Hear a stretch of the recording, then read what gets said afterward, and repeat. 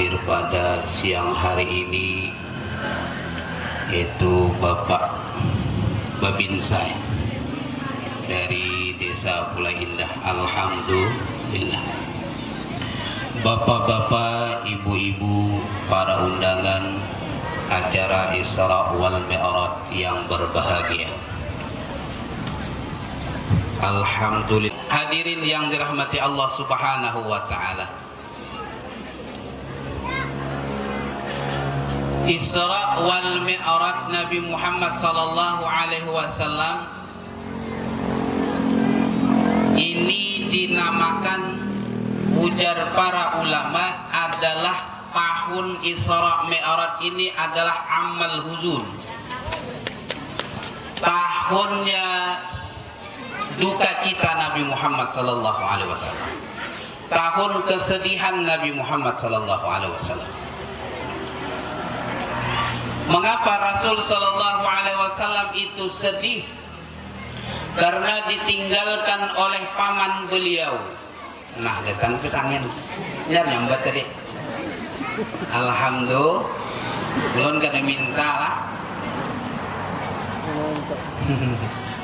Padahal kok tadi juga panas. Ngerti tidak Bu bahasa Banjar, Bu? Soalnya kami ini orang Banjar, tapi tidak bahasa Indonesia, insya Allah. Alhamdulillah. Jadi ini dinamakan Amul Huzun, tahun kesedihan. Rasulullah ditinggalkan oleh pamannya untuk selama-lamanya.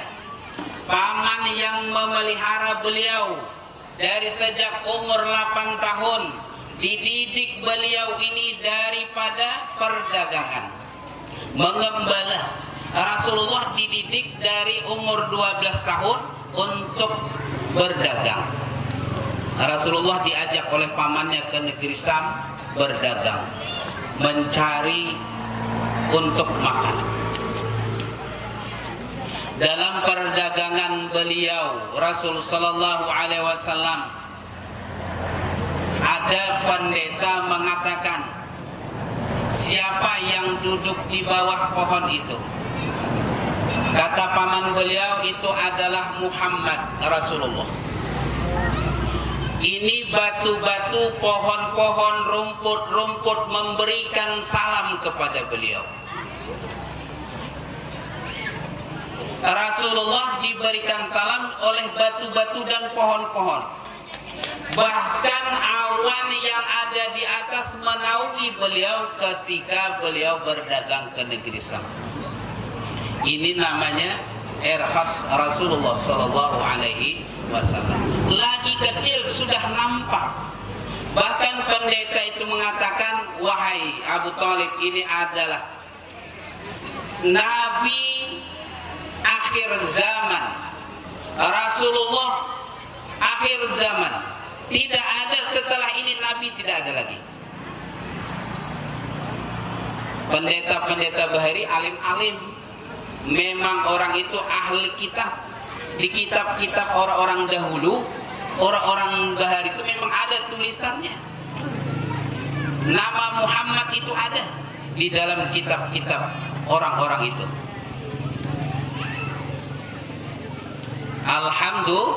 Alhamdulillah. Setelah itu Rasul sallallahu alaihi wasallam, mengapa dikatakan Amul Huzun? Yang kedua adalah meninggalnya istri beliau, istri tercinta. Siapa namanya? Siti Khadijah. Alhamdulillah. Siti Khadijah adalah istri yang setia menemani Nabi Muhammad sallallahu alaihi wasallam. Bu,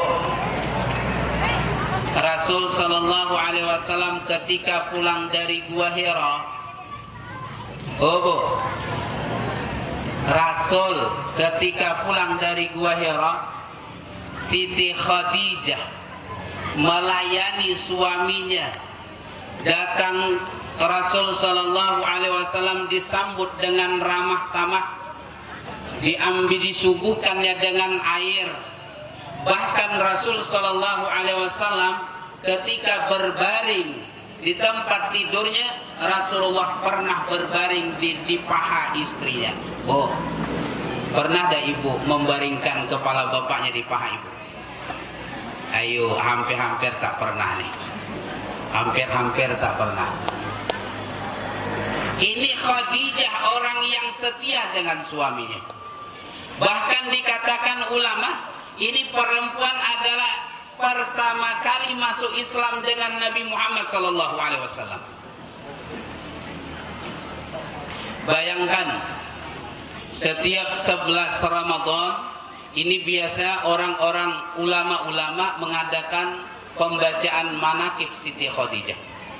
Bahkan ulama-ulama mengatakan barang siapa membaca manaqib Siti Khadijah, maka orang ini diberikan kekayaan, diberikan kesenangan, walaupun kelapa murah, asal senang. Oh Pak, Bapak mau dak kami berikan amalan sugih? Mau dak? Tapi jangan ada yang menguap. Bila satu aja yang menguap, maka amalan ini batal. Siap? Tuh yang di belakang loh. Siapa kada hendak amalan sugih? Alhamdulillah. Ingatkan nanti terakhir, Ustadz, amalan sugihnya, atau Pak Wali yang mengingatkan. Nanti juga terakhir aku kasih juga amalan mencuci pakaian, Bu. 2 dah. Ingatkan nanti terakhir. Tapi bila ada nguap seekor, 1 aja nguap batal. Yang kedua, amalan untuk ibu-ibu, bacaan bemasak. Bacaan bemasak supaya makanan tuh nyaman terus. 2, ingatkan tuh, Bu. Bila kada ingat, beri leet. Alhamdulillah. Oh, Siti Khadijah. Siti Khadijah orang yang setia dengan Nabi Muhammad SAW, orang yang setia dengan Rasulullah, orang yang setia dengan suaminya. Bahkan seketika Siti Khadijah Rasulullah SAW berada di Gua Hira, Siti Khadijah sanggup berjalan 7 kilo perjalanan mengantar makanan kepada Nabi Muhammad. 7 kilo mengantar makanan untuk Nabi Muhammad SAW. Setiap hari ini Siti Khadijah lakukan kepada Nabi Muhammad SAW. Sanggup dah, Bu? Ibu ngantar makanan ke kebun suaminya yang bekerja setiap hari. Aku rasa paling 2-3 kali ada mulut yang tidak sedap. Bang, bawa aja sendiri, Bang, makan nih. Tak payah diantar-antar. Padahal jalannya Sirtu ke daerah-daerah tuh. Apalagi pada Jujum tuh kan. Sirtu sampai ke ujung. Kami pernah, Bu, mahancau ke ujung sana tuh. Mahancau mencari sapat, mencari ikan beyawan. Nah, beberapa kali kami ke ujung sana atau ke PT. Kalau sekarang tak pernah lagi. Alhamdulillah. Oh, tanda orang itu ahli surga. Oh, Bu, tanda orang ahli surga. Ngapa Ustaz ibu-ibu? Ibu-ibu di depan. Coba lelakian di sini aman. Jadi ibu-ibu dia hari ini sambuti. Alhamdulillah, Bu, tanda orang ahli surga. Yaitu orang ini taat kepada suami. Ujar Rasulullah sallallahu alaihi wasallam, seorang perempuan itu sembahyang 5 waktu, puasa di bulan Ramadan, kemudian dia berzakat kalau dia mampu, kemudian dia taat kepada suaminya, masuk pintu mana saja, pintu surga yang ia keingini. Ibu hendak masuk pintu ini, silahkan. Kuncinya taat kepada suami. Sembahyang iya, puasa iya, zakat iya, tapi taat kepada suami tidak dilakukan, maka orang ini bahaya. Ibu berbahaya. Taat kuncinya. Taat kepada suami. Setelah akad nikah dan ibu itu sudah dilepas oleh orang tua ibu dari pernikahan itu, dari tanggung jawab orang tua ibu. Saya terima nikahnya ini maharnya sekian tunai, maka aras waktu itu bergoncang dan sedih. Mengapa dia lepas tanggung jawab orang tua kepada suami? Makanya dikatakan ulama bahwa surganya seorang istri ada terletak pada suami. Alhamdulillah. Jadi taat yang ianya, taat kepada suami. Jam 11:30 lewat, 5 menit lagi. Alhamdulillah. Kita singkat aja ceritanya. Ini Rasul Shallallahu Alaihi Wasallam sedih ditinggalkan oleh paman beliau, istri beliau. Kemudian sebab Isra Mi'raj, ada ulama mengatakan adalah perseteruan, perkelahian, berbangga-banggaan oleh langit dan bumi. Kata bumi, wahai langit, ana khairun minki, aku lebih bagus daripada engkau. Kata bumi, wahai langit, aku di bumi ini Allah bikinkan kampung-kampung. Ada namanya Pulau Indah, ada kilo 5, ada kilo 7, ada Rumbai, ada Kempas, ada kilo 8. Kampung-kampung Allah bikinkan di bumi. Ujar bumi, wahai langit, kami ada sungai-sungai. Di bumi ada pohon-pohon. Alhamdulillah. Oh, ujar langit, wahai bumi, di padaku ini ada namanya matahari, ada bulan, ada bintang, ada ufuk. Apa itu ufuk? Pergeseran matahari dan bulan. Ada buruj, cahaya bintang-bintang. Kata bumi, wahai langit, aku ada punya baitullah. Aku ada punya masjid. Di bumi ada baitullah, ada masjid. Baitullah ini setiap harinya diziarahi, ditawafi oleh orang-orang soleh, wali Allah, para anbiya, sampai hari kiamat orang ini tawaf ke Baitullah. Langit tidak kalah dengan bumi. Kata langit, wahai bumi, aku punya Baitul Ma'mur. Bukan Baitul Maqdis, Baitul Ma'mur. Wahai bumi, Baitul Ma'mur ini setiap harinya dikelilingi oleh malaikat-malaikat, 70.000 malaikat. Bermacam bentuk zikir mereka. Setiap harinya malaikat ini masuk ke Baitul Ma'mur, itu tidak keluar lagi. Ada malaikat yang ruku saja, 70.000. Masuk lagi, ada yang sujud saja di Baitul Ma'mur. Ada yang tugasnya bertasbih saja. Tidak keluar 70.000 setiap hari. Bumi tidak pikir, tidak habis kalah dengan langit. Kata bumi, wahai langit, di bumi ada Habibullah. ada Sayyidil Mursalin, ada Nabi, pemimpin umat, bahkan pemimpin segala nabi-nabi adalah Nabi Muhammad. Langit langsung lemah, langsung rubuh, langsung tidak berdaya lagi. Lalu langit ini melapor dengan Allah, wahai Allah, aku tidak sanggup lagi menjawab akan kebanggaan bumi ini.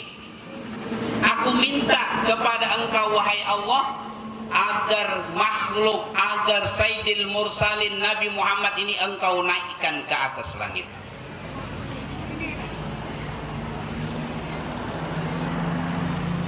Lalu malaikat mengabulkan akan permintaan langit. Wahai malaikat Jibril, coba ambil burak yang ada di dalam surga. Burak. Burak ini di dalam surga bermain-main asik, bermain-main di Riyadul Jannah. 40.000 jumlahnya burak tadi itu, bermain-main. Dilihat oleh malaikat Jibril, ada satu burak yang menangis, yang sedih, yang kurus. Didekati oleh malaikat Jibril, wahai burak, mengapa engkau menangis? Wahai Jibril, aku ini tidak selera lagi makan. Aku ini tidak selera lagi minum. Aku ini jatuh cinta kepada Nabi Muhammad. Burak ini setiap dahinya semuanya itu bertulisan nama Muhammad, nama Nabi Muhammad. Sejak itulah aku, ujar burak ini, aku rindu dengan Nabi Muhammad SAW. Berapa tahun sudah burak ini merindukan Nabi Muhammad? 40.000 tahun. Lama ada 40.000 tahun? Lama. Ada kita paling hidup 63, 70 bonus. Kita kenal dengan Nabi Muhammad kapan? Dari Ibtidaiyah. Alhamdulillah. Nih kita taruh butiran-butiran cinta kepada Nabi Muhammad sallallahu alaihi wasallam. Wahai malaikat Jibril, aku sudah terbakar dengan api-api kerinduan. Aku ini sudah terbakar dengan rindu dengan Nabi Muhammad sallallahu alaihi wasallam. Biasanya ini kalau orang yang jatuh cinta dengan seorang perempuan, ini mungkin dipakainya, aku ini sudah terbakar dengan kerinduan dengan seorang cewek. Kami bu ada punya kawan. Kawan ini memang mau dengan cewek tuh. Aku katanya lewat di depan rumahnya melihat sandalnya aja sudah senang. Saking rindunya wan bebini tadi tuh. Melihat sandalnya lewat di depan rumahnya, melihat sandalnya senang dah. Artinya sudah terbakar dengan kerinduan. Ada suatu hari bededai di rumah, menjemur kain di atas rumah. Lewat kawan tadi itu. Umat pulang ke rumah, pulang ke asrama, dah menapak dada. Alhamdulillah katanya. Padahal wajahnya tidak nampak, dilindung dengan kain. Sekali kami teliti, bukan dia yang mendadai baju di atas, mamanya. Melihat mamanya aja senang dah. Inilah orang yang pecah dengan kerinduan.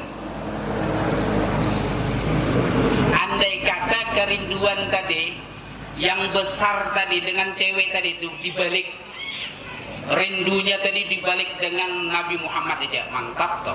Alhamdulillah. Kita ini terkadang merindukan Rasulullah tipis, haloi, kecil, tidak besar. Lebih besar memikirkan kelapa yang di darat tuh lagi. Lebih besar memikirkan tongkang. Banyak lagi di sini disambat, tahu lagi lah. Yang ada sawit sini nih. Lebih besar memikirkan usaha kita. daripada Rasulullah. Padahal kalau di hati kita besar Nabi Muhammad SAW, maka kekayaan itu mudah didapat. Dunia itu kecil. Ujar ulama, ad-dunya, dunia itu zulmatun fi qalbi. Dunia itu bisa menggelapkan dalam hati. Wal akhiratu nurun fi qalbi. Akhirat itu cahaya di dalam hati. Kita bikin cahaya di dalam hati ini susah. Memikirkan masih keduniaan kita. Ustaz, kalau kami kadang mikirkan dunia, bagaimana kami makan? Bujur juga. Kan ada kata ulama, ikhtiar kita dengan usaha. Cukup makan, ada lebih sedikit, alhamdulillah.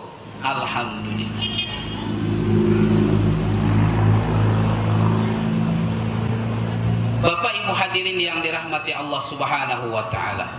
3 kali dah melihat jam. Jam 15. Jam 11 kurang 15 Pak Wali. Lagi kah? Berhentian kah lagi kah nih? Kadang tuh lihat jam di tangan lawan di HP lain. Di tangan pas jam 12, sekalian di HP jam 9. Lain. Ini sama. Di HP gitu juga. Alhamdulillah. Baru sekali ini aku sampai sini ceramah. Cuman ada juga ulan berdoa sebelum Rajab dari mudahan orang mengundang para parak sini aja. Jangan kejauh bermalam tuh yang gak hendak. Sampai ke Guntong 2 harinya bulik. Terkadang kita nih diisi bini, rindunya wan bini di rumah. Itu jadi kejauh malam-malam tidur di rumah orang nih. Terkadang merindukan bini itu kalau busiah, kalau pas gas habis, bini kan bisa ganti gas. Ya apanya makan. Lapar seharian mati bini. Nah yang bulik ya ada kacau. Bukan apa-apa bang. Terkadang tuh di rumah gas habis, bini kan bisa ganti, yang gitu ngaleh. Atau keburusuk papan patah, kan bisa patah, yang papan patah tadi ganti. Itu yang ngalehnya bu malam-malam nih. Alhamdulillah. Sok ketembilahan pulang, tapi bulih. Ngasa bulik aja nyaman. Ngasa bulik aja nyaman enggak? Alhamdulillah.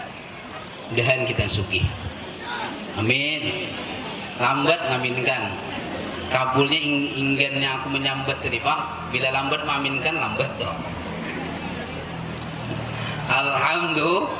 Alhamdulillah. Ada cerita sedikit. Tadi inggan mana tadi toh? Masih inggan mana tadi? Inggan langit dan bumi ya. Ada cerita. Sayyidina Ali karramallahu wajhah. Ini kalau bercerita Pak Wali bisa sampai jam 12 Pak Wali. Pak Wali kesemutan kaki dah Pak Wali.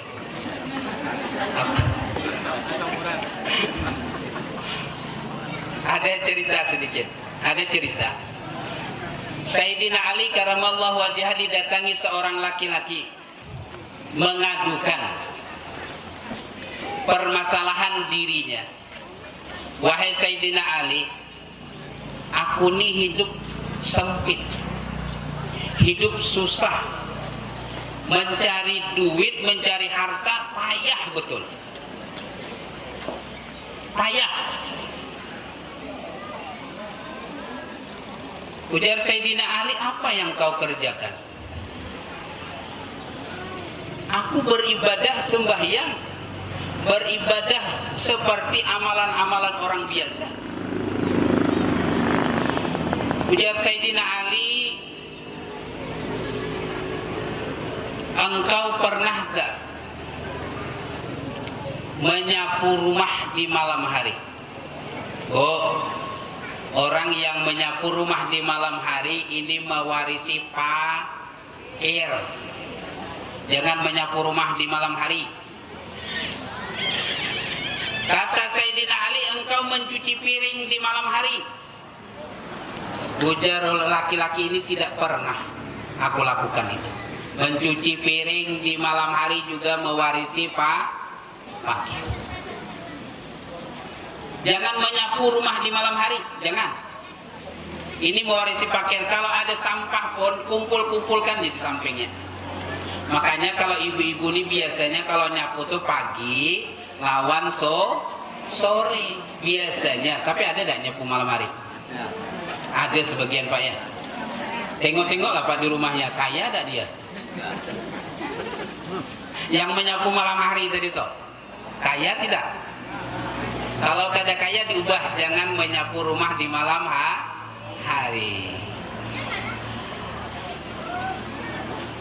Kemudian ditanya oleh Sayyidina Ali lagi, wahai laki-laki,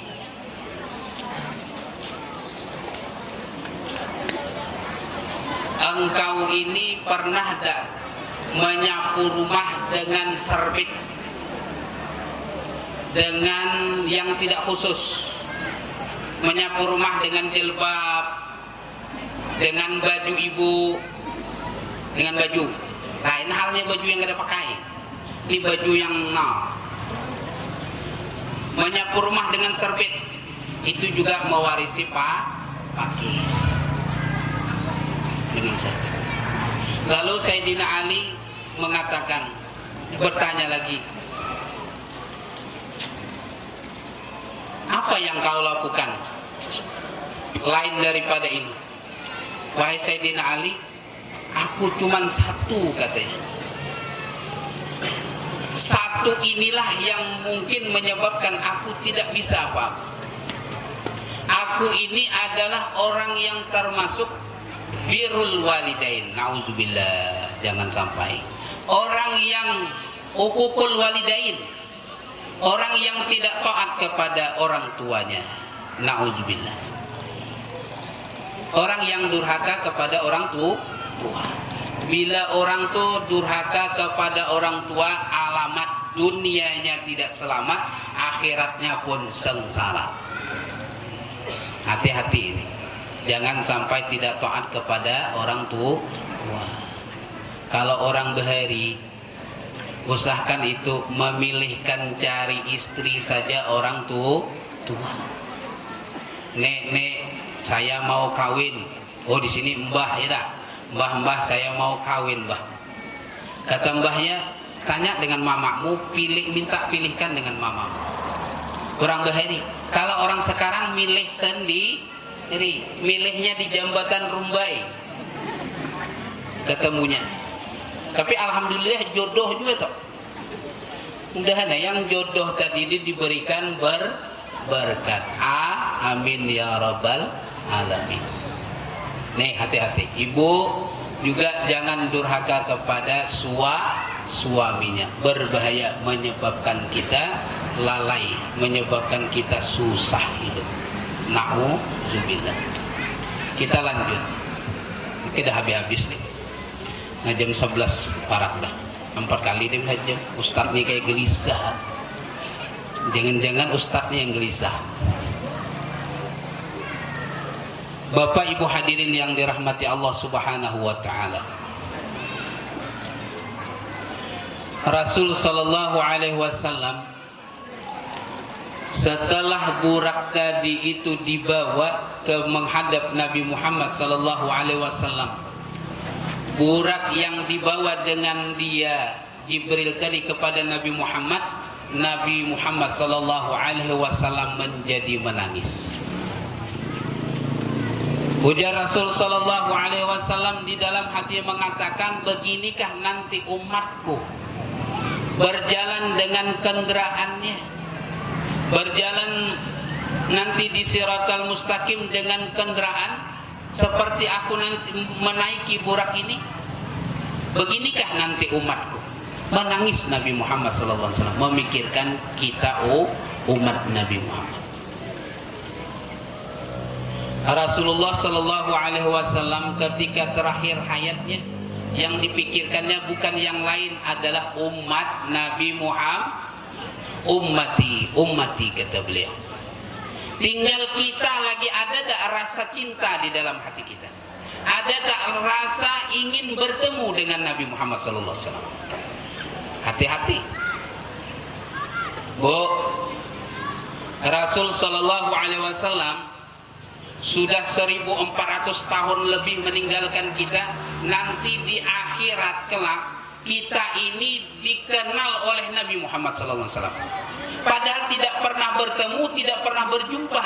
Bahkan kampung kita mungkin Rasulullah sallallahu alaihi wasallam pernah menginjak kelahiran Nabi Muhammad sallallahu alaihi wasallam yang pakai duit umrah haji. Kita tidak pernah Rasulullah menginjak kampung kita. Tapi Rasul sallallahu alaihi wasallam nanti di akhirat mengenali kita dengan apa? Bi asaril wudu, bekas air wudu. Pak, wajah kita ini bisa berseri-seri dengan 3 hal, dengan 3 perkara. Wajah kita ini bisa berseri-seri dengan 3 perkara. Mata kita bisa dingin, yang kabur bisa berhenti kaburnya.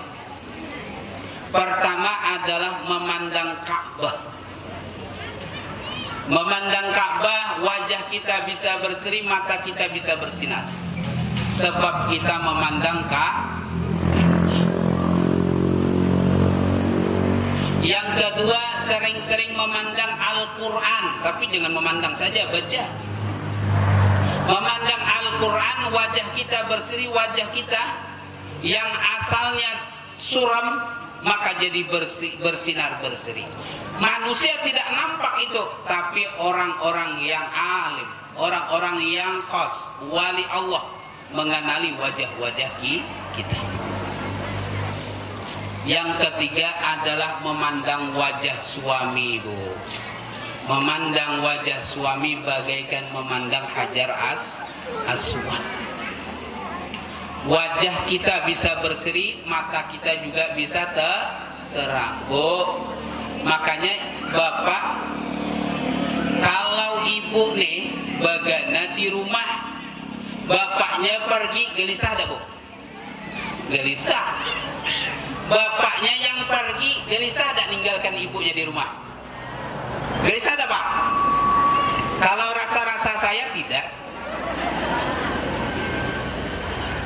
Karena pandangan di luar lebih mantap, lebih tajam. Lebih mantap memandang istri orang. Maka itu kita kadang gelisah memikirkan istri di rumah. Aturannya tidak ada, gelisah kita mikirkan di rumah. Ibu-ibu mau sudah suaminya berangkat, gelisah betul. Nelpon bisa 5 kali. Di mana? Di sini. Dah makan belum? Kalau bapak-bapak pernah tak nanya ibu-ibu kita? Di rumah dah masak ya? Sudah, dah makan? Sudah. Ada tak, Bu? Suaminya nanya gitu, Bu? Tak pernah. Ada tak Pak nanya gitu, Pak? Oh, ada katanya, Bu. Alhamdulillah. Bapak Ibu hadirin yang dirahmati Allah Subhanahu wa taala. Apa ilmu yang kita ambil pada hari ini? Ini kayaknya tidak ada ilmu yang kita ambil. Kunci hikmah daripada Isra wal Mi'raj adalah sembahyang 5 waktu. Sebelum Rasul sallallahu alaihi wasallam berangkat Mi'raj, ini sudah disuguhkan oleh malaikat Jibril air minum, 2 air minum. Air khamar dan air susu. Yang diambil oleh Rasul sallallahu alaihi wasallam adalah air susu. Kalau di sini tak ada air susu, payah mempraktekkan.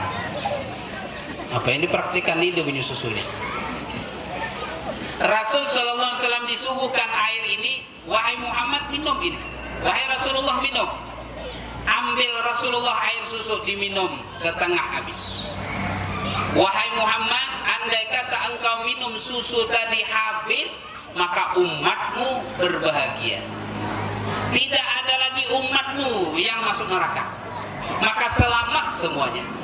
Rasulullah tidak menghabiskan air susu itu. Andai kata tidak ada maksiat pun di dalam dunia ini payah juga. Tidak ada sabilillah. Tak ada namanya ad-dinun nasihah. Tidak ada hadis Rasul sallallahu alaihi wasallam agama itu nasihat. Alhamdulillah berguyur ulama-ulama, para ustadz, para ustadzah mengajar di pondok, di madrasah, tabligh akbar, Isra Mi'raj, Maulid. Ini adalah jalannya sabilillah. Mudahan diterima. Alhamdulillah. Bapak Ibu hadirin yang dirahmati Allah Subhanahu wa taala.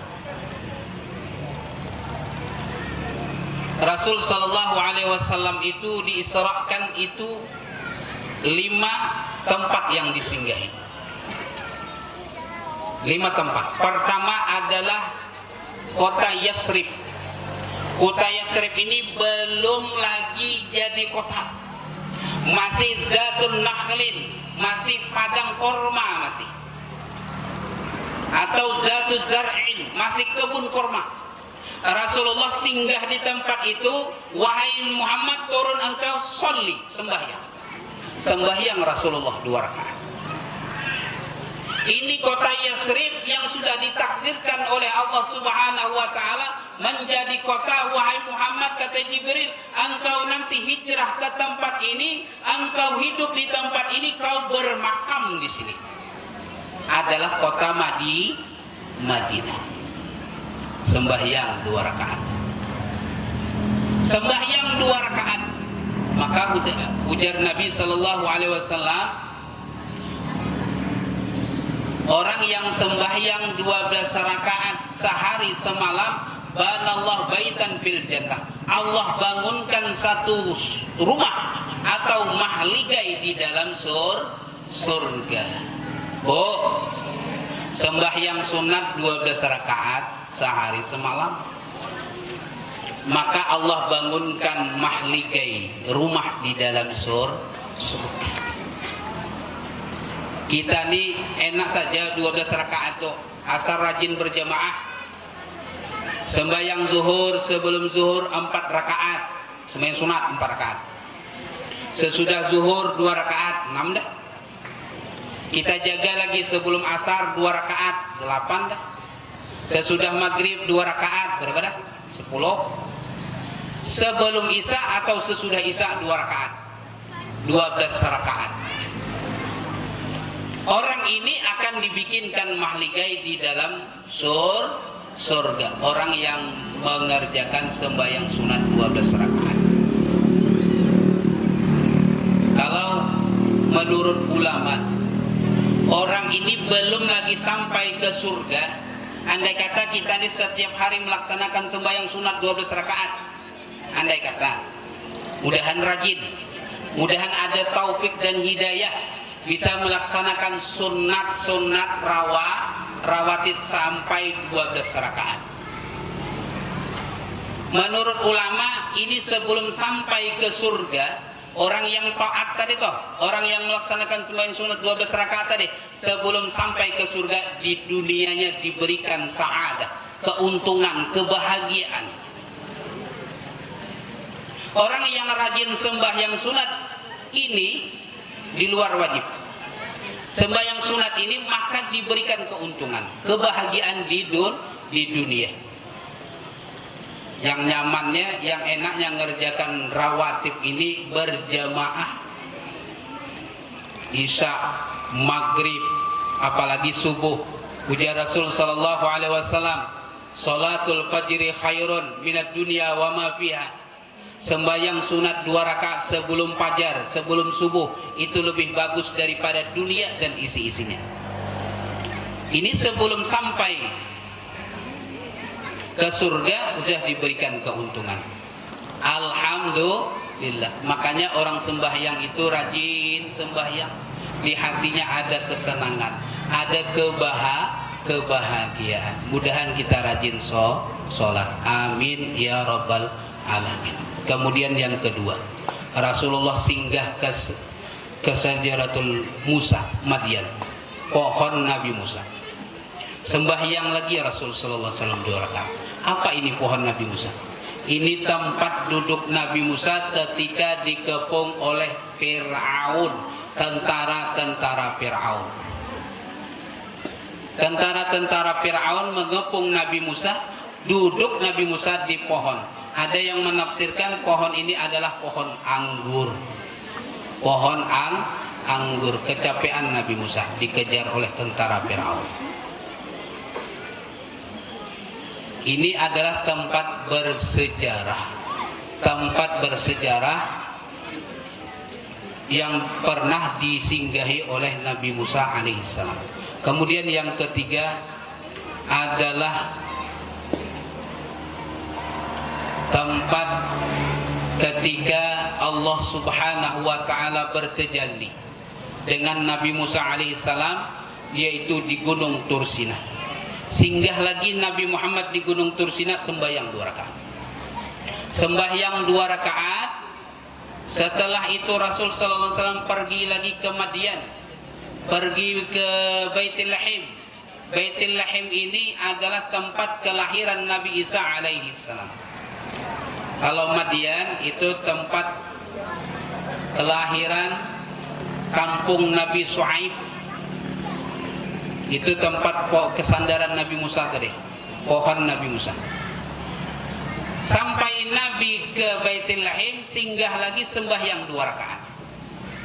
Apa yang kita ambil kesimpulan di sini? Apa yang kita ambil hikmah? Rasulullah mengajarkan kepada kita bahwa kita ini boleh mengambil berkat ke tempat-tempat orang yang soleh. Ke tempat-tempat orang yang soleh, ulama membolehkan ziarah kita ke tempat pekuburan orang-orang yang soleh, ke museum-museum orang yang soleh. Kita ambil berkat di sana. Bahkan Rasulullah singgah seketika Isra wal Mi'raj Nabi Muhammad sallallahu alaihi wasallam.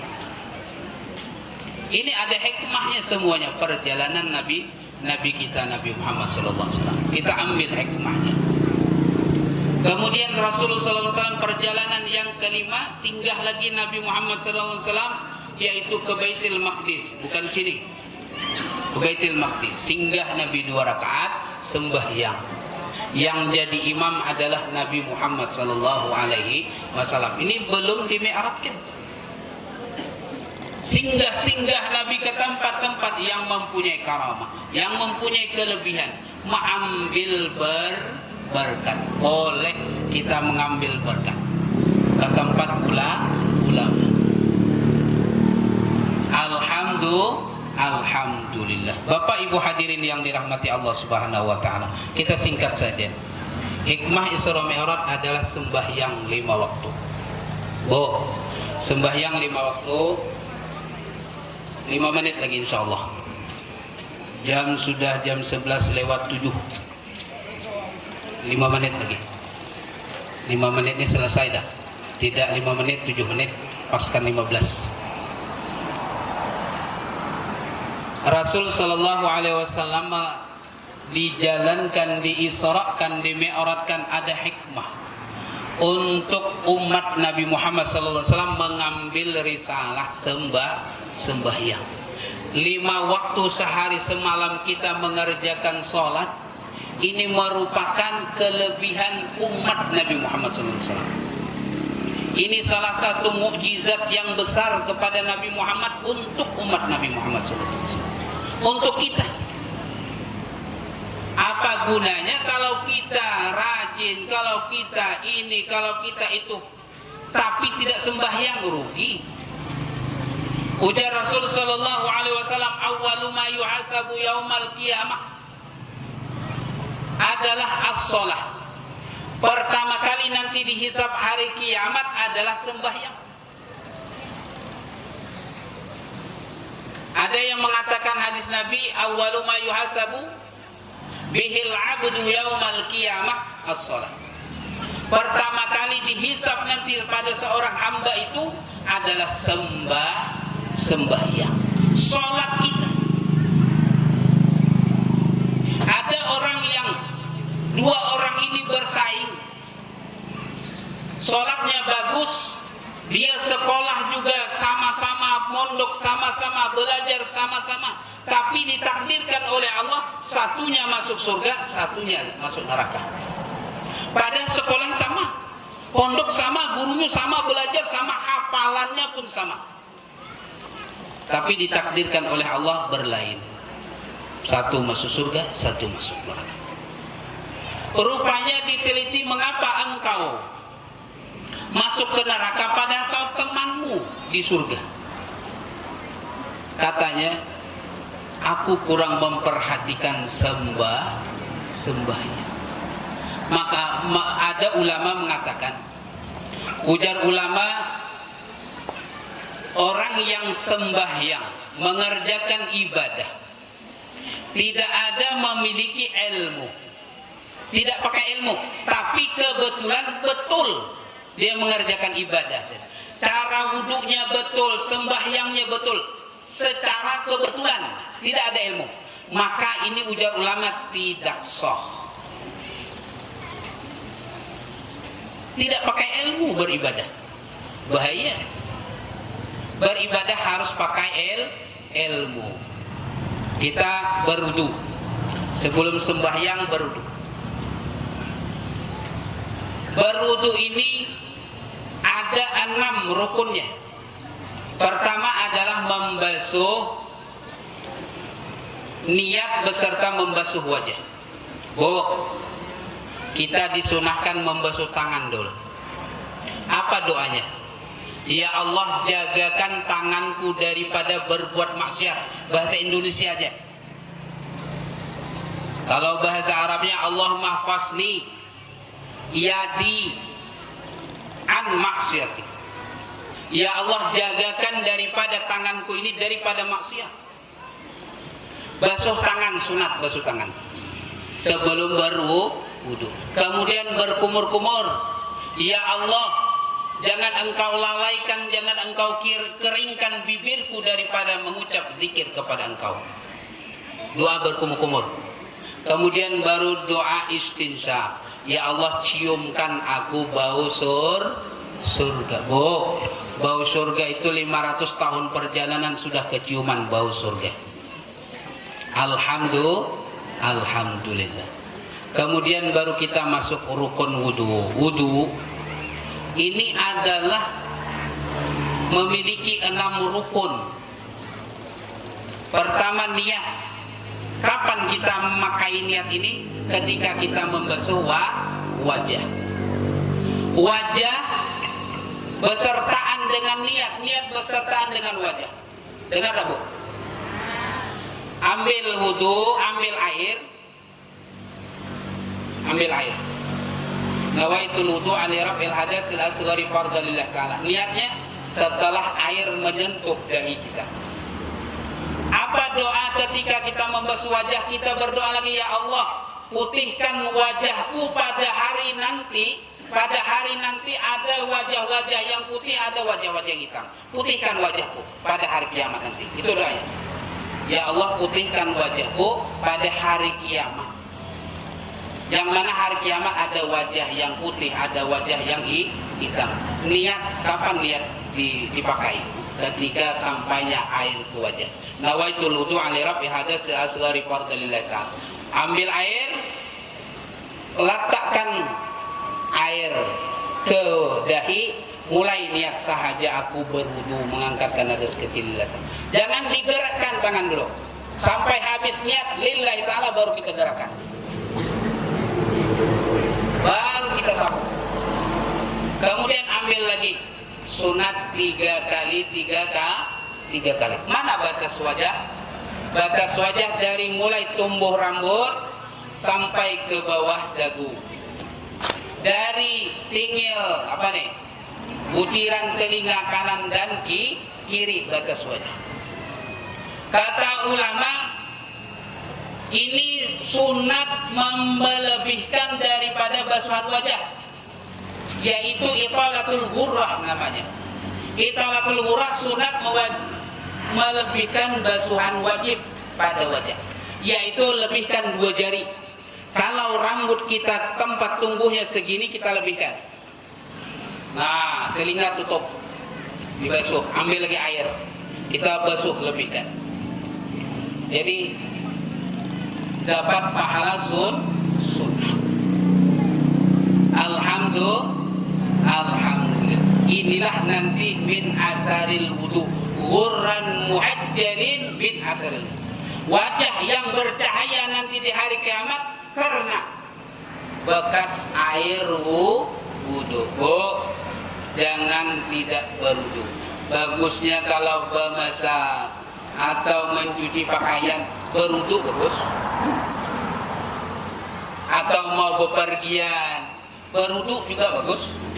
Apalagi kalau kita mau pergi ke Mekah, berwudu dulu. Setelah berwudu sholat 2 rakaat baru berangkat.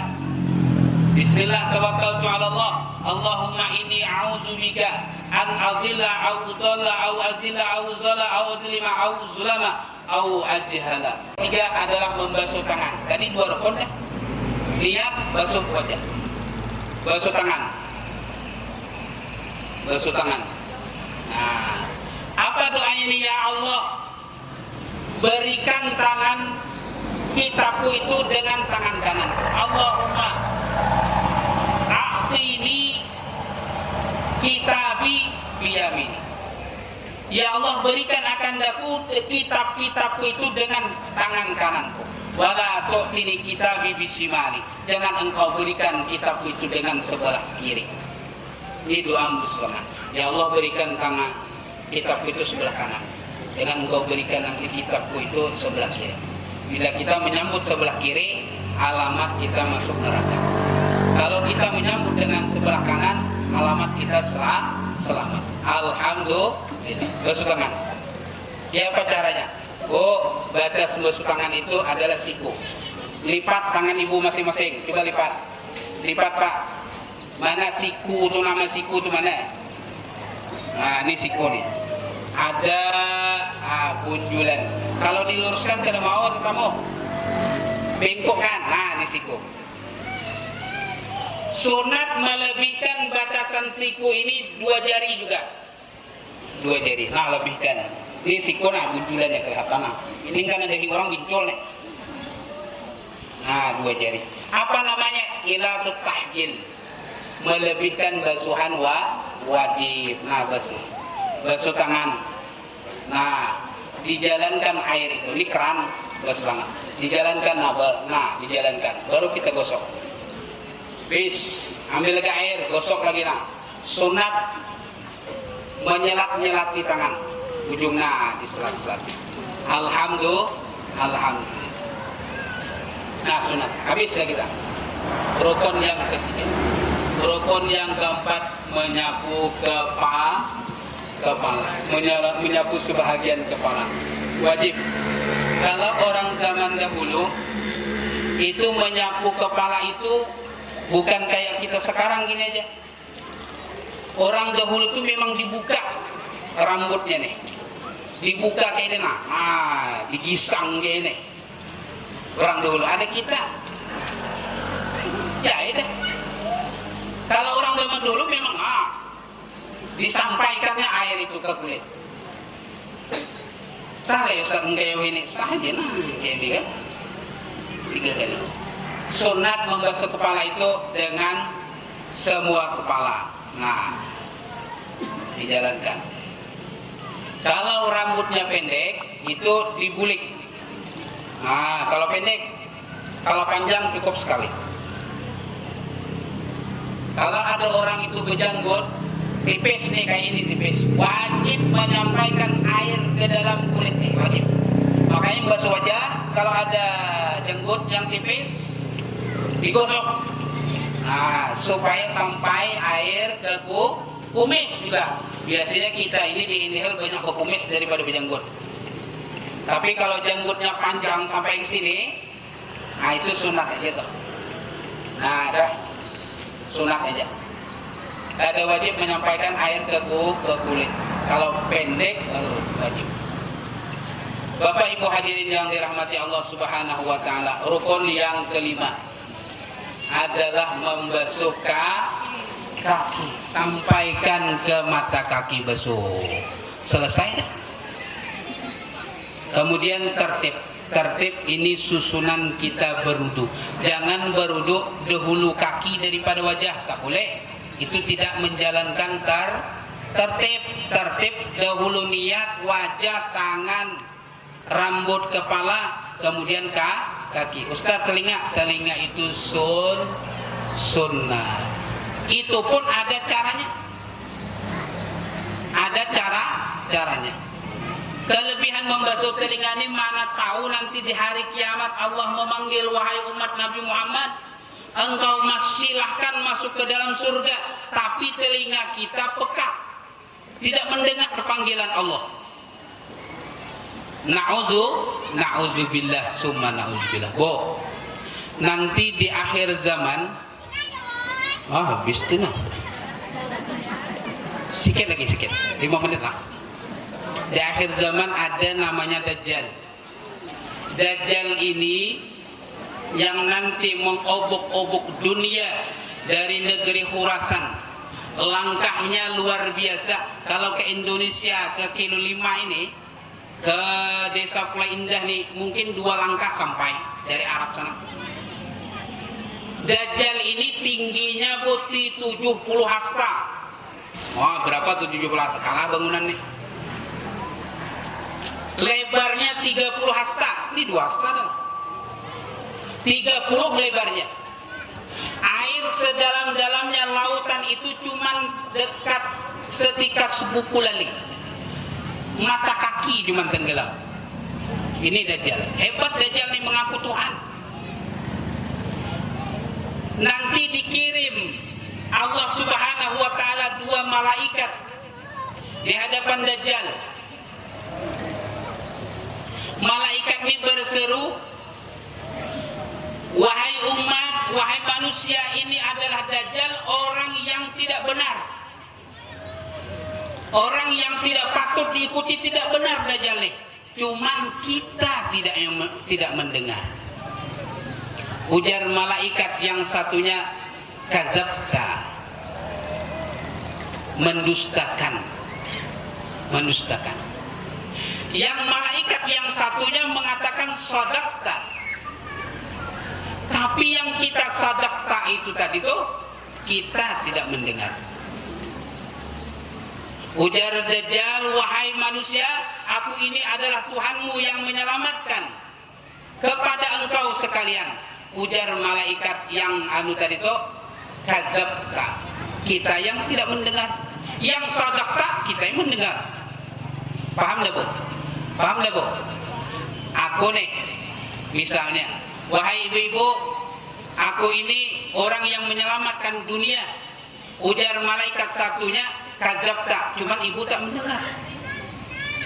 Yang mengucapkan sadaqta, kita yang mendengar. Oh betul, berarti Dajjal nih. Dajjal ini berarti Tuhan kita nih. Sama nanti di akhir kita mau meninggal dunia, kita diutus 2 orang tua. Ada iblis yang menyerupai orang tua kita ketika kita mau sakaratul maut. Wahai anakku, wahai anakku, wahai anakku, ikutlah aku. Kata suaminya kayak kata ayah kita, wahai anakku, ikutlah aku beragama Yahudi. Kata ibunya, wahai anakku, ikutlah aku beragama Nasrani. Ini orang tua kita. Kira-kira orang tua kita ngajak ikut dah? Tergiur dah? Padahal ini jin iblis yang menyerupai orang tua kita ketika kita mau sakaratul maut. Bila kita kada kuat iman, bahaya. Makanya rajin-rajin beribadah. Alhamdulillah. Habis dah. Terakhir, amalan sugih. Alhamdulillah. Pak, amalan sugih di akhir Rajab, hari Jumat, kata ulama, membaca itu seketika khatib di atas mimbar. Khatib di atas mimbar baca Ahmadur Rasulullah, Muhammadur Rasulullah berapa banyak? 35 kali. Ini khatib di atas mimbar dah. Khatib di atas mimbar. Kita di bawah baca Ahmadur Rasulullah, Muhammadur Rasulullah. Berapa? 35 kali. Barang siapa membaca ini, ujar ulama, dalam 1 tahun itu dia tidak pernah diputuskan daripada dunia, daripada uang. Pokoknya tangannya tadi itu setahun itu memegang uang terus, tidak pernah sempit, tidak pernah susah, lapang aja.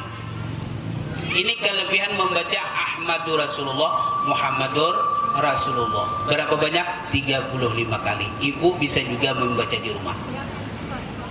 Seketika azan, yakinkan itu khatib sudah di atas mimbar, baca ibu di rumah. Duduk di atas kursi, duduk di kursi. Ahmadur Rasulullah, Muhammadur Rasulullah, Ahmadur Rasulullah, Muhammadur Rasulullah. Bacanya laju-laju. Jangan belagu, habis orang khatib kalah. Awak hanya 10 baca. Alhamdulillah. Amalan sugih kada? Amalan sugih. Ujar Rasul sallallahu alaihi wasallam, man shalla alayya khamsami'atin, barang siapa bersalawat kepadaku 500 kali setiap harinya, lam yabtakir abadan, orang yang bersalawat kepadaku 500 kali setiap hari, maka orang ini tidak pernah dimiskinkan untuk selama-lamanya. Salawat banyaki 500 kali, pangkalan sugih. Tapi jangan dipandang sugihnya amalan tadi toh. Sebelum kita disugihkan, kita didekatkan diri kepada Nabi Muhammad sallallahu alaihi wasallam. Baca sebelum mencuci pakaian. Tapi jangan ketika haid. Orang haid tidak boleh membaca Al-Qur'an. Kemudian bacaan memasak. Ketika kita masukkan beras, masukkan air, kita baca idza jaa nasrullahi wal fath. Hafal. Bapak yang tukang masak ini bisalah dibaca. Alhamdulillah. Terakhir saya mohon maaf yang sedalam-dalamnya kalau ada kesalahan, kalau ada kekeliruan.